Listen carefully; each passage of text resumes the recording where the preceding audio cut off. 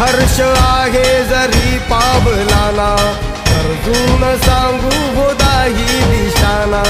आयुष्य लावू हो आम्ही पणाला, आशा स्वप्न वेड्या तुझ्या लेकराला.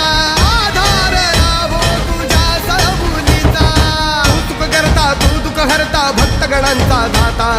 तुझ्या भक्तीचा जागर केला ते वरदान तू आता. रूप निरखता भान हरपले सुंदर मंगल मूर्ती, नसा नसातून उभाणलेली आनंदाची भरती.